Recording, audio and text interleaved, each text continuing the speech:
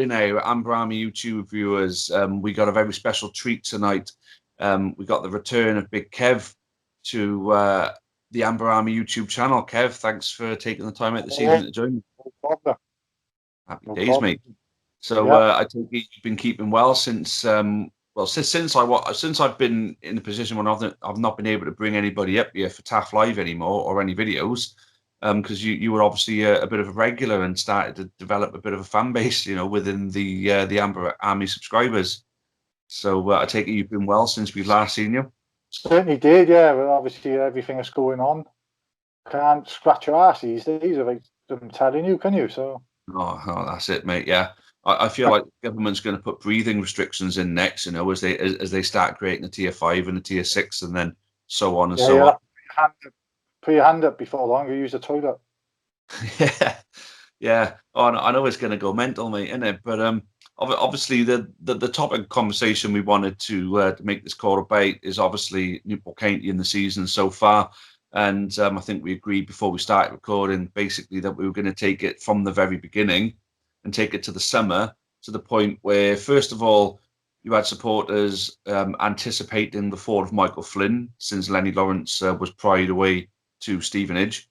And then, of course, because of the so-called lack of players that we had, that we were going to be stuck in a relegation fight. So what was your thoughts of that particular, because it all happened around about the same time. Scott Bennett and Jamil Matt were leaving the club, and Lenny Lawrence had gone, and people were expecting the worst. What were you thinking at the time?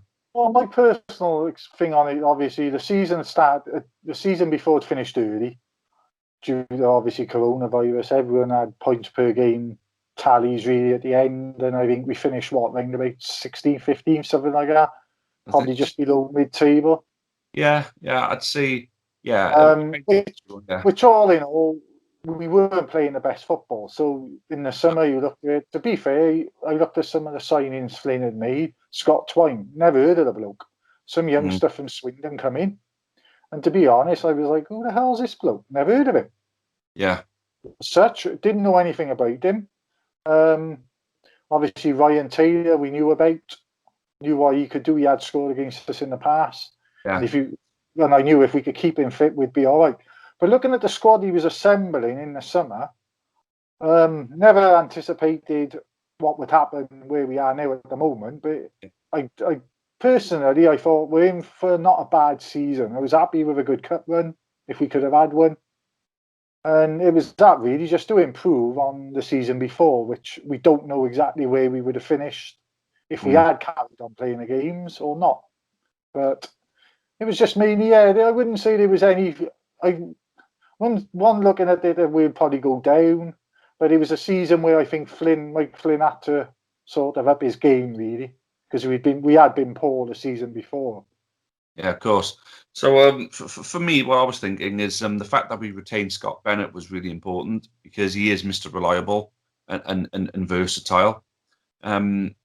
Sorry to see Jamil Matt go, but his goal return the season before wasn't at a point where it was too much of a disappointment. But for me personally, I got on well with Jamil Matt, because we do exchange through Facebook and it was disappointing for the both of them.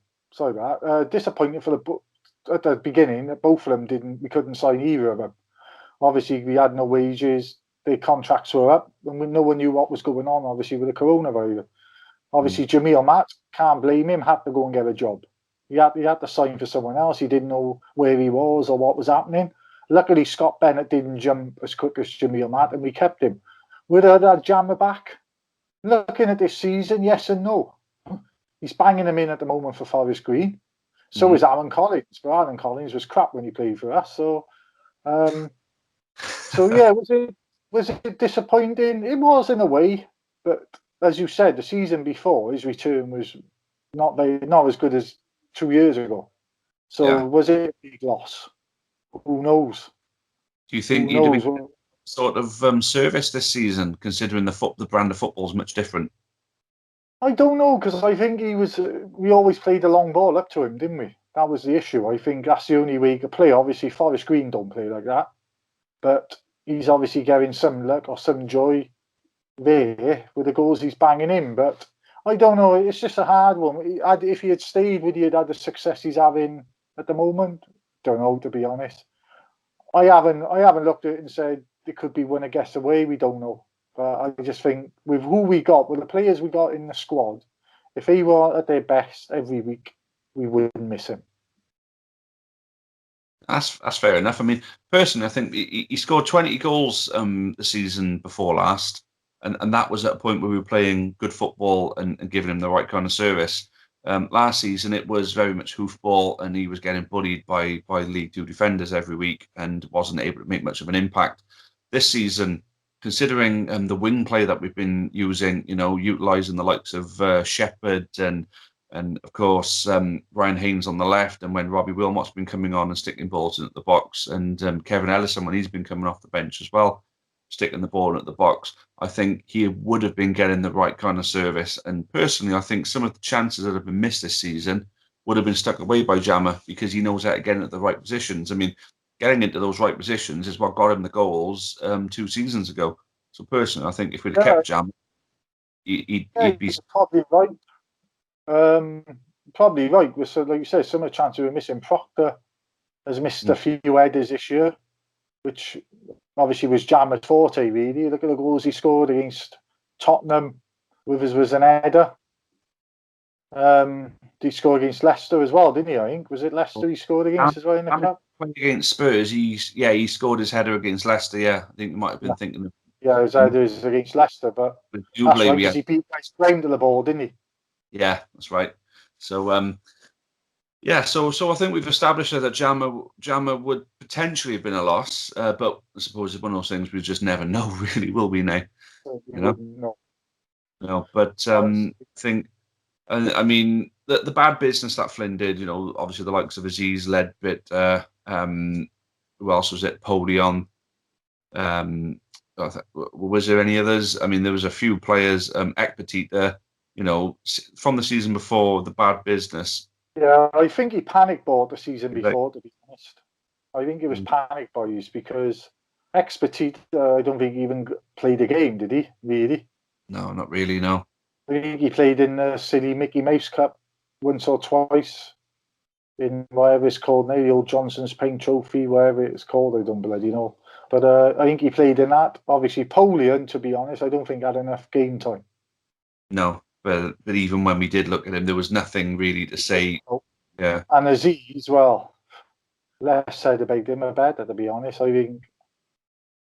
I did quite like Aziz as a person. I used to run into him quite a lot, and he was always really friendly, really happy to talk. And I felt he worked hard.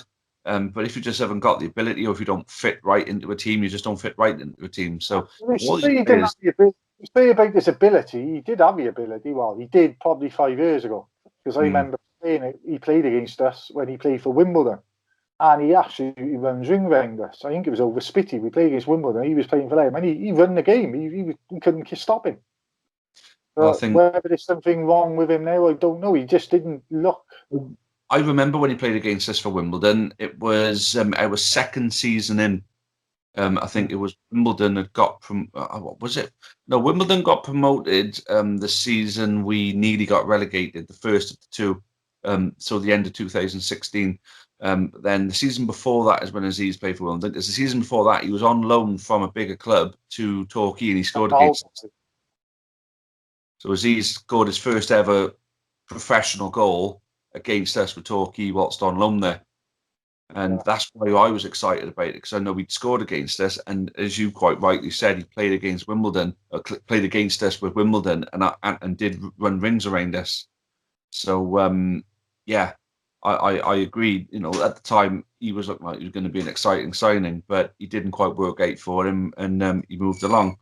But then I don't think anybody really expected Tristan Abrahams to then pick up the slack and slot in quite as well as he has this season. No, I think Abrahams, he started off well. He seemed to have gone off a boil a bit. But saying that, so was all the front players, really. I think, to be honest, I think we're missing Ryan Taylor, because he was starting to hit form just before he got injured. Mm-hmm.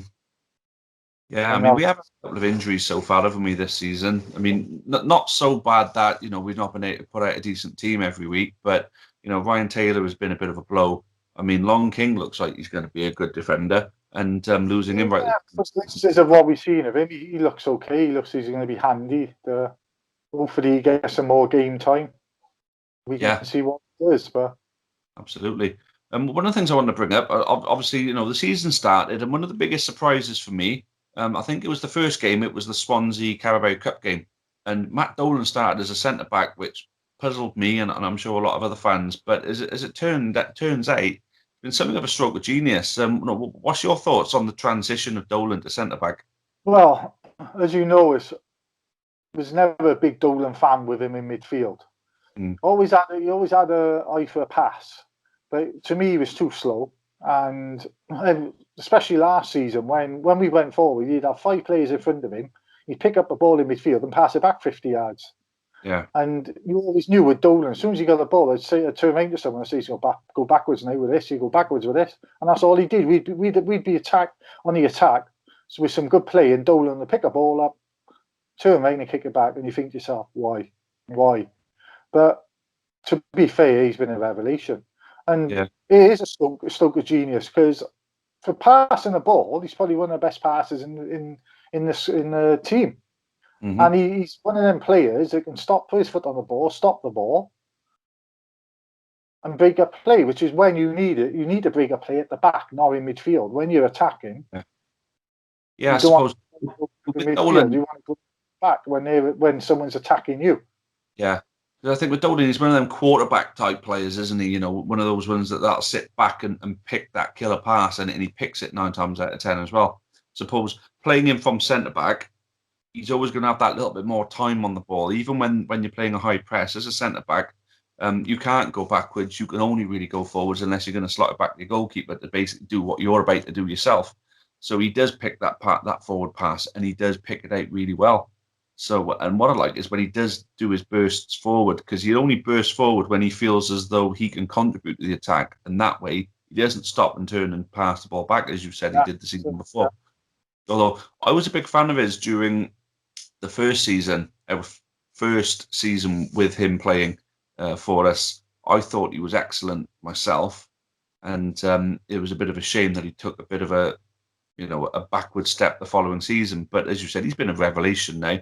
And I wanted to bring that point up with Dolan playing at the back. I think he complements a back three really well with Cooper and Dimitri. It was like 3 ball-playing defenders who know how to defend together. I think what you said, obviously, like you said, they complement it, because to me, Cooper and Dimitri are the defenders who will go into you. Yeah. You're attacking the ball, you ain't going past them. Or they'll do everything they can to get that ball away or get past you. But Dolan isn't. Dolan will put his foot on the ball, says, right, who wants it? Yeah. So the ball comes over, instead of everything out, as I said, Dolan will put his foot on it, look around. And like you said, he's got the time to do it at the moment.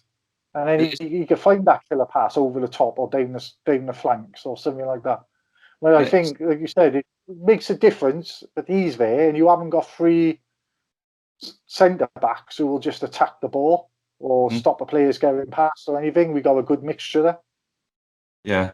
I mean, with Dolan as well, he's always worth having on the pitch because of the set piece quality that he provides. Well, penalties, free kicks, we know what he's like with a free kick. And I always used to joke when we had a free kick last season, bring Dolan on, take him back off. Yeah, pretty much. So for 5 minutes, take a free kick and sub him again. But yeah. So, but before we start going into the season, there's something else I wanted to pick up on is the signing of Liam Shepard, basically providing us with basically, I don't think we ever had a decent right back since Ryan Jackson left the club. So Liam Shepard coming in, I think he is on a level with Ryan Jackson. I mean, would you agree with that?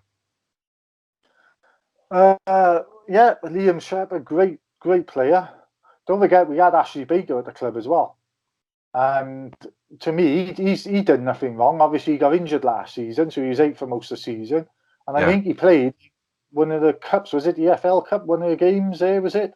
It was a cup game. It was FA Cup against Leyton Orient when he scored that goal. That's right. Played well in that, and he was outside. He was outstanding. He did, but we haven't seen him since. But yeah, going back to Shepard, him and Baker and Shepard, I think we got 2 good right backs there, or right wing backs, whatever. We all know what Shepard was like because of Forest Green.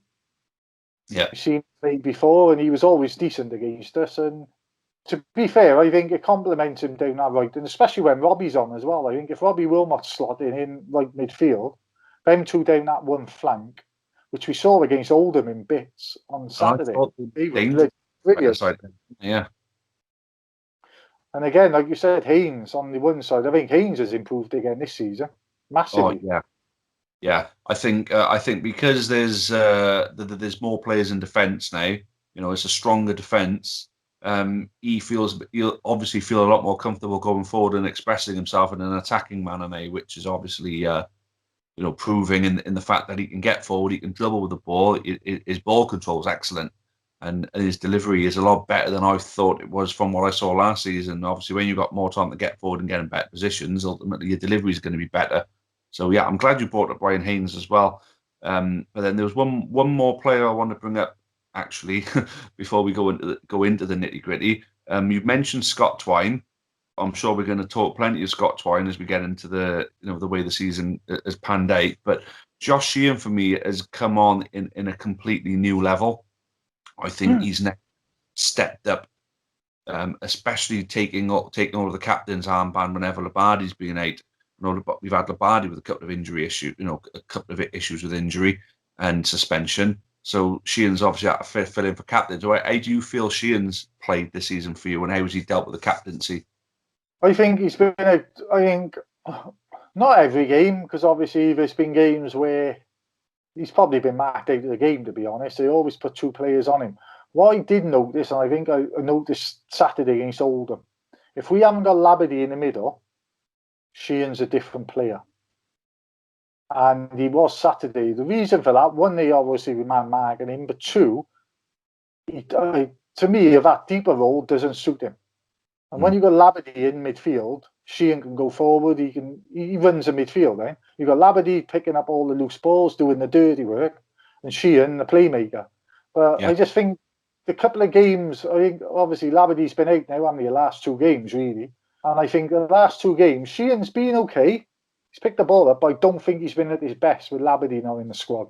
And I don't know if that's because he's playing too deep or not, or he gets knocked off a ball too easy. But I think against Oldham on Saturday, there was a few passes that he was passing the ball around at the back that nearly give them goals, really. Sheehan, but overall, he's been outstanding, I think. That's an interesting point then, So you basically see Labadi as something of an enforcer for Sheehan. Yeah, well, like we all know how Labadie plays. He picks that ball up, he gets on the opposing team's players, he's on them all the time. And then he leaves space then for Sheehan to do what he needs to do. Yeah. And I just find, especially Saturday, I think he was losing the ball a lot, Sheehan. And again, probably no fault of his own as such, because he had players on him. But to me, he can't do that. He's not that sort of player who can do that dirty work in the midfield. Gets pushed off a ball too easy for me. Yeah. He needs to be attacking. Yeah. I think you're definitely right about that then. Yeah, so going through the recruitment and the players and certain individuals and how they've performed so far this season. What about the season expectations for us now? I know that we were one of the favourites to be in the relegation battle at the beginning. A lot of our fans had written off Flynn because of Lenny Lawrence going. A lot of people have written us off because they didn't think we had the quality. So what was your realistic expectations for us during the season? For me, I was happy if we finished top half. I felt, because of where we've come under Flynn, to finish anything lower than where we were the last time would have been a disappointment, but would have been understandable because of the current situation we're in. But where did you see us? I don't know really. Like you said, I think if we had improved on the season before, which, to be fair, every season he did improve. Michael Flynn, since he's been here, he's improved every season. Obviously, got to the playoff final and lost that, obviously. And then the following season was last year, where it was a bit disappointing. But don't know really. I was hoping for top half and another good cup run. Really, I think it was probably most county fans would have expected. Top 10 finish, maybe top 12, good cup run. That's our norm. Get some money in the bank, But to see where we are now at the moment, as I said, I don't think anyone any county fan would have dreamt that we'd be top of Christmas. No. To be honest. No way. Because for me, I knew we were in for a good season after the first couple of games. So Swansea could have just been us up in our game. Obviously, we beat Swansea in the Carabao Cup, which was great. Unfortunately, we couldn't be there to see it. Typically, well, the game. I think the game that done it for me was the Watford game when we beat Watford 3-1, and I couldn't believe it. I was watching that, and I just thought, the football we were playing. Yeah, it was outstanding. Like they were Premier League last year, and they probably didn't bring their first side down, but there was a lot of players I knew in that Watford squad. Yeah, definitely. And I think the football we played, what was it, 3-1 we beat them? It could have been 5 or 6, to be honest. The chances we missed that game. And I remember watching that game thinking we played Swansea, took Newcastle to a replay, or not replay, extra time, and penalties, and you think to yourself, bloody hell. We could do something this season. We're only a couple of minutes away from beating Newcastle even. That would have been unbelievable. It would have been, and we probably should have beaten them, because again we missed chances that game. But I think the Watford game was the one for me where I thought there's something special going on here. I knew we were going to have a good season after we played Scunthorpe, because the league's always the bread and butter, and I thought we put Scunthorpe to the sword and we drew that game and we should have won it. We missed some chances. Scunthorpe scored from their only. Well, they didn't even create any chances. It was a pot shot from distance, which the player, fair play to him, caught nicely. But I had a feeling, we're going to go toe to toe with a lot of teams this year, and obviously the wins started coming then. And I think our first loss, I think we mentioned, was a win at Cambridge. Sorry, go on. Yeah, sorry. So I was going to say the wins started coming, but then our first loss of the season then was away to Cambridge, who were also doing well at the time, but we'd beaten them in the Carabao Cup previously. So I think we were sort of expecting to go there and get the win. But there was a lot of controversy with that. The Cambridge game was, like you say, it's controversy with that because of the second half. That game should never have been played in that way. And we couldn't play our game. And I think I'm not sure whether Mike Flynn said himself or I read somewhere, but Flinney was asked if he wanted to continue a game, and he said yes, because he didn't want to travel up there again in the current climate, which would have meant if the game had been abandoned, we would have had to pay out money to go up there. We weren't getting any fans. So I'm sure I read somewhere or heard somewhere that he was reluctant to carry on with the game, but at the back of his mind, he was thinking, let's just get it over with. Otherwise, we're going to have to come back again.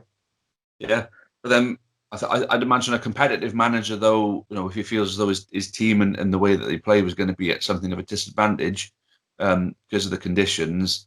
Personally, if I was in this position, I'd rather have had to do that trip again to replay the game because I feel as though the first half we played well below what we were capable of, so it would have been a chance to sort of reset that. So basically, where I'm sitting on that, Cambridge should have been down to 10 men in the first half anyway before they went on their spell of pressure that got them that opening goal. So basically, I'm thinking that game was just a bit of a write-off, really.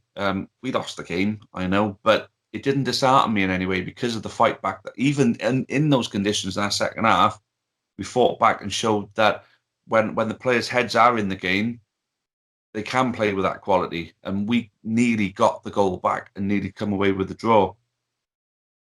So, and Scott Twine, Hurler again. Twine. I think Jana played that game as well, didn't he? I think did he come on that game and he had the box, didn't he? And I think the ball got stuck as he went into the area.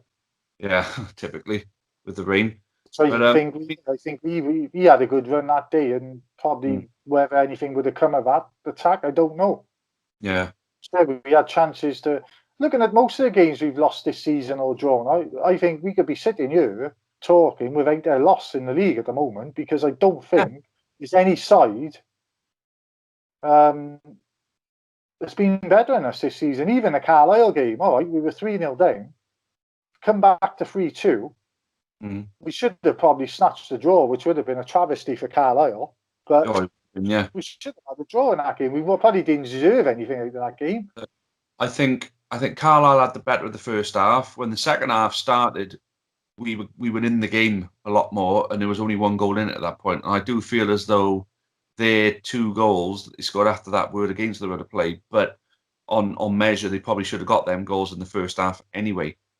But then, as you quite rightly say, we nearly pinched that one at the end, and pinch a draw out of it. It just goes to show that there is character in this team.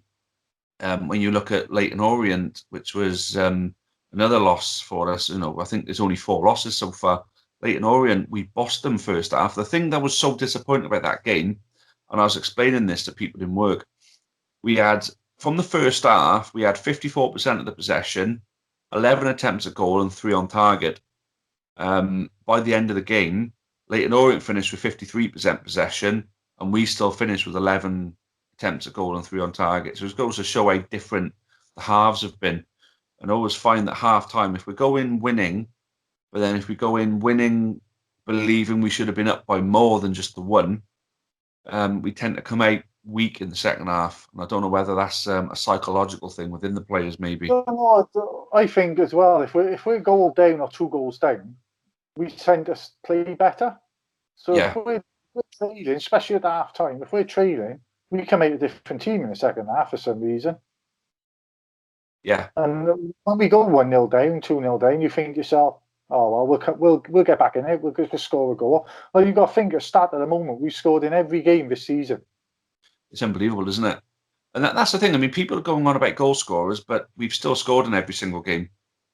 There's still plenty of games where we've scored 2 or 3 goals. I mean, we won 2-0 at Bolton. We won 3-0 at Bradford. Well, that Bradford game is unbelievable. I think as a league game to gauge yourself on how well you're going to do this season, I think that Bradford game away at Bradford, the play how we played, and 3-0 flattered then, because I think it could have been more, to be honest. Yeah, it could have been 5 or 6, had they? And the good thing as well is that we've beaten 2 bogey teams so far this year. One of them being Stevenage, and the other one being Morecambe. And we've beaten them so far this year. And newly promoted teams tend to get a bit of joy against us. And so far we've beaten Barrow and Harrogate. So I think the hardest game coming up will be Southend, because I think there's a stat that's come out of when we've played the team bottom of the league in our last 8 games, we haven't won them. We've lost our last 8 games against teams bottom of the league. Never. Yeah, you have a look at that stat. But when the teams are in bottom of the league and we've played them, we've lost to them. Okay. Or not beaten them. I think the next 4 games coming up, we've got Crawley coming up on Boxing Day. I believe we've also got Cheltenham, Exeter, and it's Southend. Southend are at home. You're thinking Southend are starting to come into a bit of form, so it could be the wrong time to play them. But then Cheltenham haven't done too well the last few games, so it could be the right time to play Cheltenham. So the only team I think I'm worried about them is Exeter. It's always a good game with us in Exeter. Yeah. Never many goals in it, but it's always a good game. And we seen the other day, I think Exeter was 6-0, they beat Tranmere. 6 or 7-0, I can't remember what it was. So Exeter, when they turn it on, can beat anyone in this league, and they're always up every season. But it's always a hard game against them. Cheltenham, to be honest, as you said, I think they're going through a blip a bit like us at the moment, because they haven't won in their last 2 neither. So fingers crossed. I think the hardest game here would be Exeter and Southend, to be honest. They'd be the 2 hardest games. I think Crawley away, we got to bounce back, and we have got a team full of players who know how to bounce back. And Crawley, we've got to win. Yeah. Keep us top. A draw may not. Yeah. They always call it the wounded animal effect. I mean, losing to Oldham in the way that we did, obviously with the missed penalty, and then we ended up going to lose the game when we could have ended up winning it. I always call it snatching defeat from the jaws of victory. I think the players will be hurting after that, and the Oldham game was strange. The Oldham game was strange. Obviously, we missed that penalty, and we seemed to fall apart. But the game before, we played Salford. They missed the penalty, and they seemed to fall apart because we should have we come back at them. And there was 2 games running here where both teams had a penalty, both missed. and then all of a sudden the other team is on the up, getting the goals. But the Oldham game was ridiculous, absolutely ridiculous. I think, what was it? We had 19 shots in the game. Yeah. We should have been 4 up half time. Yeah. And it just goes to show, I mean, it's all well and good having the possession and the attempts at goal, but it's converting them into goals, of course, and that's always the hardest part, mate. Where even though we've been doing so well this season, our team has come under criticism from the supporters, even in games where we've won. Do you think that criticism is warranted, or do you think, as a player, if you were looking at that, would you take it constructively? Well, first of all, you say about criticism. I genuinely think we are where we are in the league because there's no fans in the ground. I think if we were watching these games in the ground, we wouldn't be top of the league. The reason is, we've all done it. We're all guilty of it. When it's not going our way, we get on the players' backs. Imagine if we had played Carlisle and that game had been home and we were 3-0 down half time or 3-0 down, wherever. And all of a sudden, you're on the players' backs. Yeah. And we've seen from the past what happened. So I genuinely think us not being in the grounds has helped. Whether it has, we'll never know. I mean, criticism of players, yes and no. I think we've set the bar so high this season. Like the Oldham game showed, really, that was a ridiculous result. They weren't that good, Oldham. They just catching us on the counter-attack all the time. They were good going forward, but as Mike Flynn said, a few of them were defensive errors.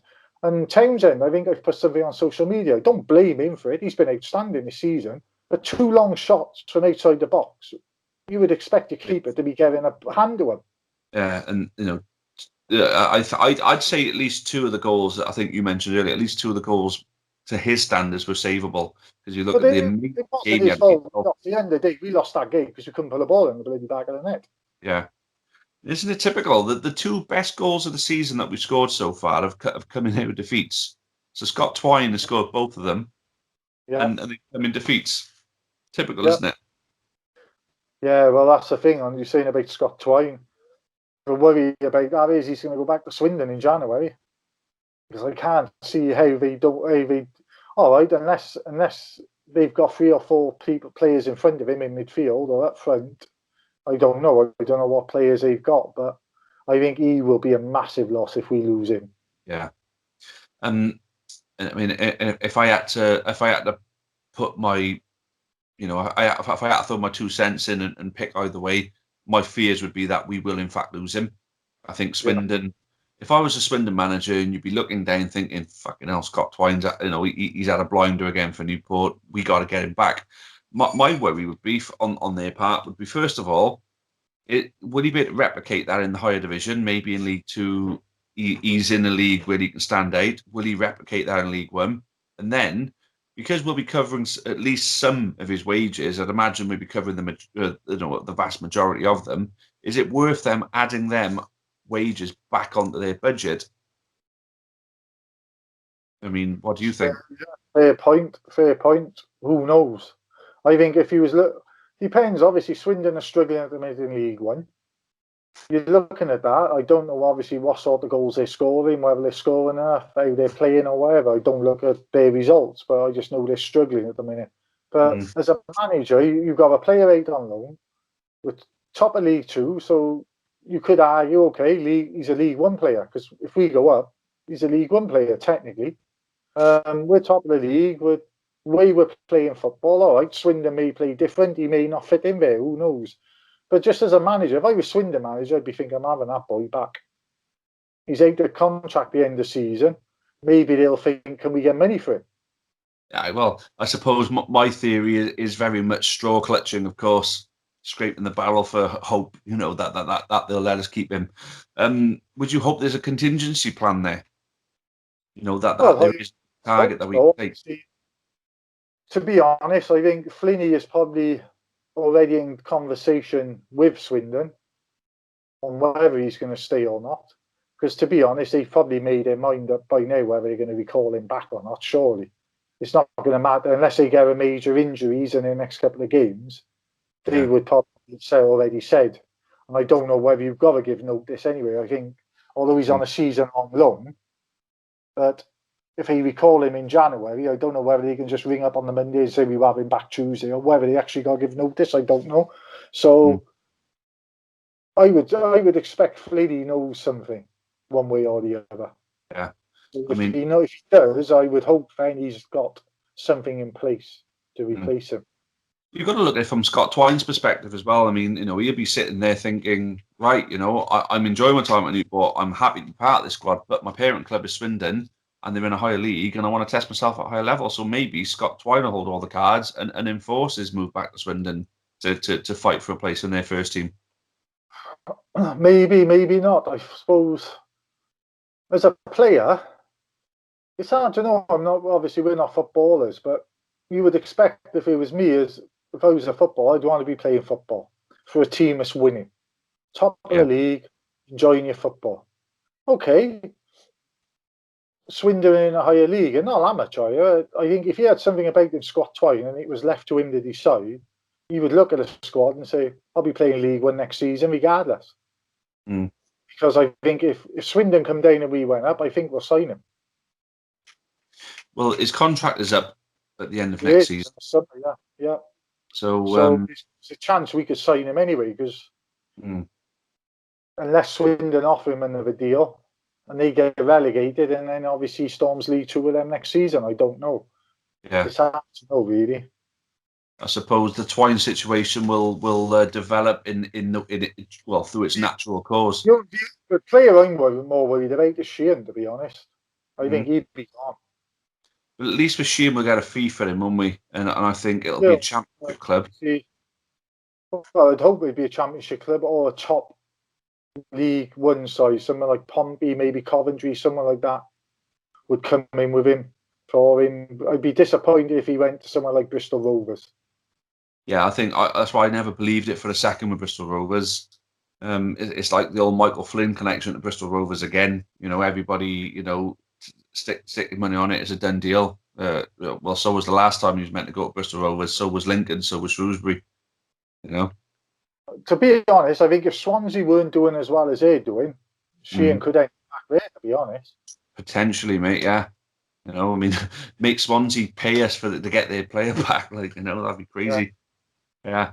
So mate, right, we're getting close to 40 minutes now, so we're going to need to think about wrapping this up. So I suppose the way to end this would be, where are we going to go, with the rest of the season? I mean, do you think promotion's on the cards, or as per usual, are we just enjoy the ride and see where it takes us? Bit of both, really. I think it's our year this year. I genuinely think it's our year. I haven't seen any side in this league at the moment who can worry us.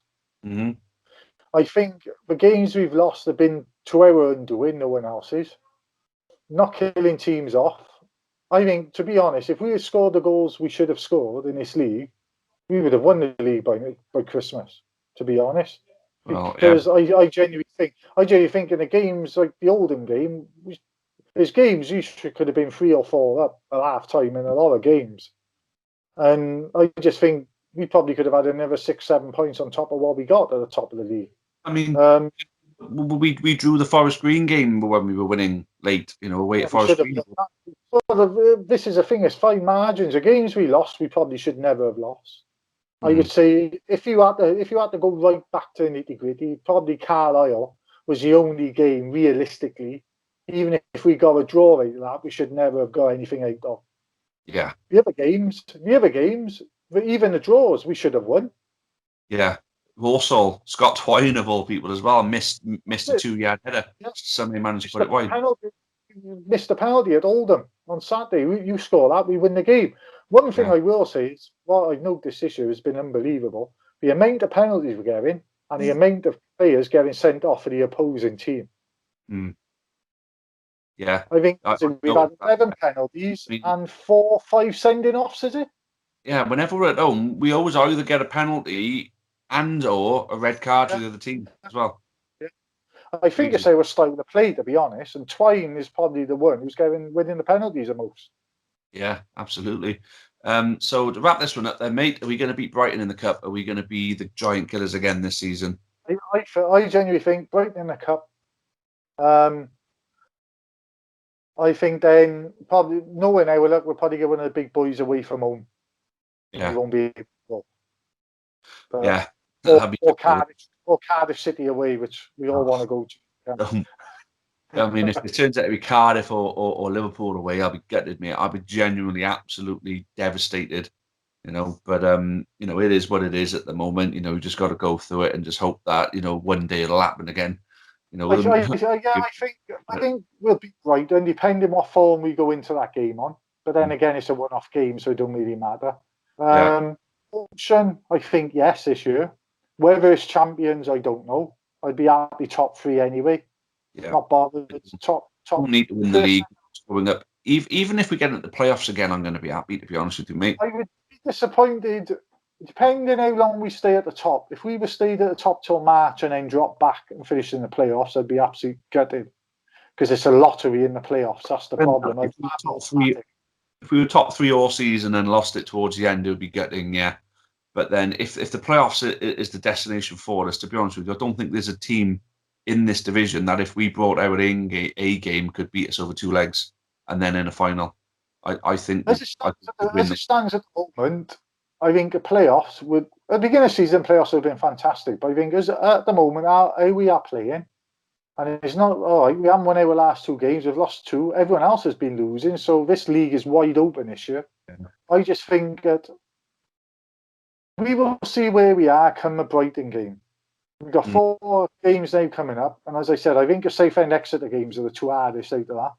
Yeah. I think if we can pick up 8 points, 9 points out of them 4 games, maybe 8 points, I think we'll still be in the top 3.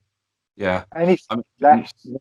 When you look at it, the losses as well, the only teams that have been able to beat us so far have been 3 of them have been away, and we got to play them at home. So I think. I was looking at it's funny because I was looking at the fixtures, and I think we got Exeter right last for 1 game of the season. Yeah. It's Exeter or Cheltenham, one of them. Now, what a game that would be if we had to win to go automatic promotion. Yeah. And if you look at all the teams that are in and around us at the moment, look at how many of them we've actually played away. I mean, the 2 closest teams to us, Forest Green and Carlisle, we played away. So they've got to come to us yet. They have, yes. Yeah. Cambridge have got to come to us yet again, and we pumped them. Again, we're going back to the teams we played around us. Forest Green, we played them away. And it's to be fair, what anyone says about Forest Green, they're a hard side to beat at home. At their place. We drew with them, we should have beaten them. Like I said, Carlisle away, really, throughout the game, we probably didn't deserve anything out of that game. So they beat us. Cambridge away, should have won that. That was down to the weather. Yeah, pretty much. We haven't played Cheltenham yet, we haven't played Exeter yet. So Leighton Orient again, we should have won that. We should have got something out of that game. I mean, we've beaten them already there in the cup. Yeah. We probably should have won there. But Leighton Orient are up near the top now again as well. So when the teams are in around the top, we've played nearly all of them away. And, I say Cheltenham, Crawley and Exeter are 3 of the teams that are up. The teams at the top don't worry me because whatever position we are in the league, and we've looked at it in previous seasons, we always lift our game to the top teams at the top. It's the ones at the bottom struggling. Towards the end of the season as well. We always finish the season strongly. Yeah. So I think if we can beat Southend, that will be a great result because all right, they're bottom of the league, and I said about the stats earlier, but we always struggle against the teams lower down the table for some reason. I don't know why. We always seem to. And then, like last season, we beat Swindon, Crewe, and Plymouth. Swindon we beat twice. I know Plymouth beat us as well, but we didn't play Crewe the second time because of COVID. But we beat them 3 teams, and the 3 of them went up. And we beat them. So it goes to show we weren't even that good last year. Right this game, I think we got a safe end home. All right. Well, we'll see, mate. We'll see. I personally think Crawley away is going to be difficult on Boxing Day, but we'll have to wait and see. But look, mate, we've been going on 3/4 of an hour. Yeah. Kev, it's a great reintroduction for you to the channel, and hopefully we'll do this more often. Great talking to you, mate, and maybe we'll sneak a West Ham discussion in for you at some point soon. Well, not after last night's result. Never know. Maybe Man U And with David Moyes back. Man United want David Moyes back. Well, I have him. I'll leave him if they want. What's that? I actually rate David Moyes. I actually think it's a decent manager. Nah, not for West Ham. Nah. But that's another discussion for another day. But look, Kev, really appreciate you joining me. For those of you who've watched, hope you've enjoyed this. And if there is more demand for me and Kev, get in on the comments box and let us know. You know, at the end of the day, we're not going to keep doing this unless you tell us to. You tell us to do it, we'll keep doing it. All right. So, Kev, thanks again, mate. And for those of you watching, cheers again. Cheerio for now, and as always, up the county. Yeah, Merry Christmas all. Many thanks for watching the latest content on the Amber Army channel. Please make sure you leave us a like. Make sure you subscribe for more content, both for the neutral football fan and also plenty of Newport County. Even more Newport County content can be found on the club's iFollow channel on the link above. It is just £4.49 per month to subscribe to that service. And those of you feeling extra generous can also support us on Patreon on the link at the bottom there. That would be a monthly donation of your choice. Thank you again. Make sure you've subscribed, and as always, up the county.